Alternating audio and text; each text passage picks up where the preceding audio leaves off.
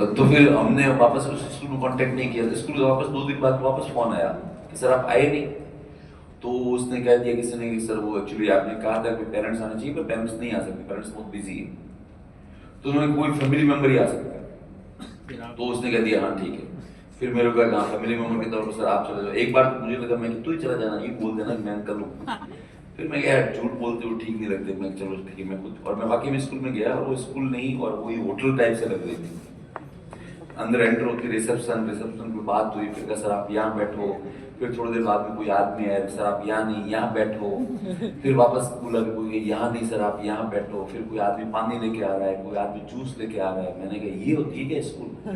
एक हमारे स्कूल में होते थे, स्कूल में उठ घुसते ही तो ठीक है मार साहब के डंडे क्या रहते थे, क्या रहते थे, हैं क्या ये क्या है।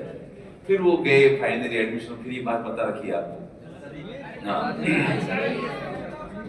और वो इतनी सी बात थी। तो फिर वो फाइनली नंबर आया तो भाई वो जो प्रिंसिपल मैम के पास में गए, प्रिंसिपल मैम के पास में जाके बैठे तो उन्होंने कहा भाई गार्जियन क्यों नहीं आ सकते। तो मैंने साफ साफ कह दिया मैं मैडम ऐसा है कि मेरी जो आंटी जी है वो तो मतलब अनपढ़ है, ठीक है, एजुकेशन लेवल पे अनपढ़ है, पर वैसे पुरानी महिलाएं जो होती थी आप अपने सभी घर में होंगी, दादी नानी वगैरह, भले उनको ऐसे यूं पर बौद्धिक ज्ञान बहुत ज्यादा होता है उनका, उनका वास्तविक नॉलेज क्या होता है बहुत ही शानदार होता है, इसलिए उनको अनपढ़ कहना बहुत ही गलत बात है।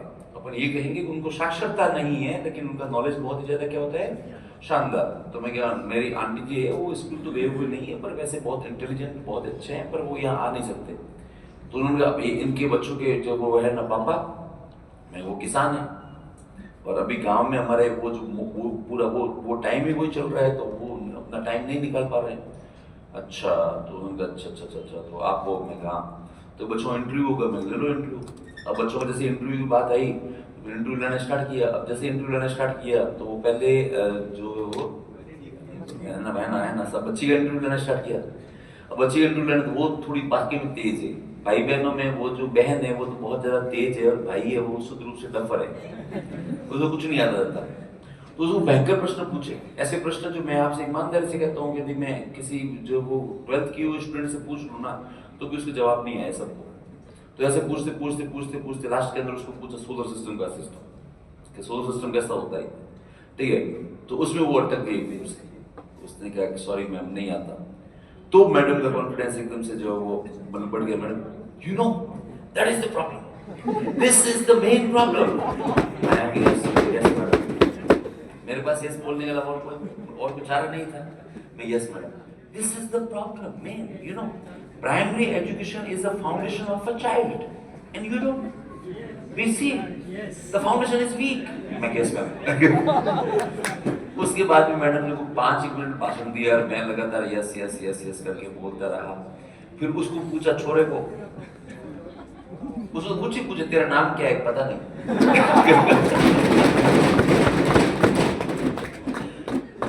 और कुछ भी पूछ लो उसको, वो हर बात पे वो यूं मेंटली प्रिपेयर था पहले से कि अपने कुछ भी पता नहीं है।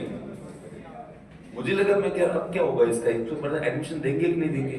फाइनली मैडम थोड़ी देर बाद no you know the foundation of the both childs are weak but okay we can agree we proceed. मैं okay okay ma'am thank you ma'am, ठीक है। तो उन्होंने कहा आप बाहर जाकर फॉर्म वॉर्म भर दो। मैं कहा हाँ मैम मैं वो करवा देता हूँ। फिर मैं बाहर आया, बाहर आते मेरे पास तो टाइम नहीं था, क्लास का टाइम हो गया था। मैंने किसी को फोन किया, मैं फटाफट आया यहाँ पे और यहाँ पे आके फॉर्म वॉर्म भर, मेरे क्लास का टाइम हो रहा है, लेट हो रहा हूँ ऑलरेडी। और अब मैं जैसे गाड़ी में बैठा उन दोनों को बिठाया, तो जिसको टेंशन होनी चाहिए उसको टेंशन नहीं है, उस लड़के को कोई टेंशन नहीं है। और वो मेरे चाचा के बेटे उसको भयंकर टेंशन। वो गाड़ी में बैठते हैं, कहा मेरी तो फाउंडेशन ही वीक है। अरे मैं किसने कहा तेरी फाउंडेशन वीक है?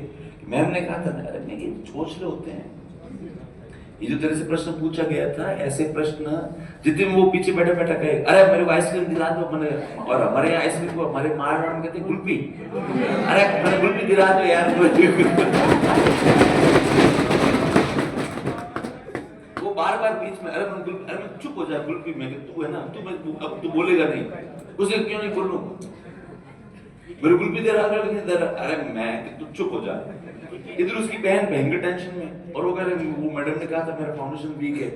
मैं तेरा कोई फाउंडेशन वीक नहीं है। तेरे से जो प्रश्न पूछा गया था जिसका तूने जवाब नहीं दिया था, वो मैं ये आशा करता हूँ आरएस में बैठने वाले जितने हमारा बैच बनता है ना, उसमें से भी शायद 5% लोगों को पता होगा कि सोलर सिस्टम क्या है, कि सन कहाँ है, सन के पास में पहला कौन सा प्लेनेट है, सेकंड, थर्ड, फोर्थ, फिफ्थ, ये सीक्वेंस पूछी गई थी। मैं नहीं पता होता है, किसी को नहीं पता होता है। इवन मैंने मेरी 12th कर ली थी, मेरी ग्रेजुएशन हो गई थी, उसके बाद जब मैंने आरएस की तैयारी की तब मुझे पता लगा कि सोलर सिस्टम का सीक्वेंस ये है।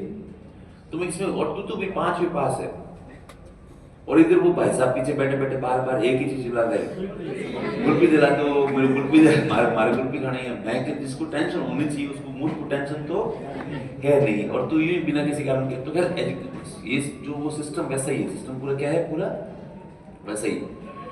तो खैर ये तो स्कूल के आधार पर, और स्कूल मतलब महंगी और सस्ती है, मुझे नहीं लगता उससे कुछ ज्यादा फर्क पड़ता है। इवन जो नॉर्मल स्कूल होती है उसमें एजुकेशन क्या होती है, ज्यादा अच्छी होती है, और जो महंगी स्कूल होती है उसमें ड्रामे बहुत ज्यादा अच्छे होते हैं। वो जो ड्रामे करते रहते हैं। हमारे जो क्रिकेट टीम का कोच है वो सचिन तेंदुलकर है, तो ये सचिन तेंदुलकर बाकी में क्या पूरे साल यहीं रहता है क्या? पूरे साल में एक दिन आता है, 2 घंटे के लिए आता है, और जिन बच्चों ने इसके लिए फीस भरी हुई होती है, ठीक है, क्रिकेट की, उनके साथ में फोटो खिंचवाता है कभी। ये सभी महंगे स्कूलों के यही ड्रामे होते हैं। 2 घंटे के लिए आएगा और उसमें हर बच्चा आएगा, फटाफट बच्चा आएगा, खड़ा रहेगा, फोटो क्लिक, पास।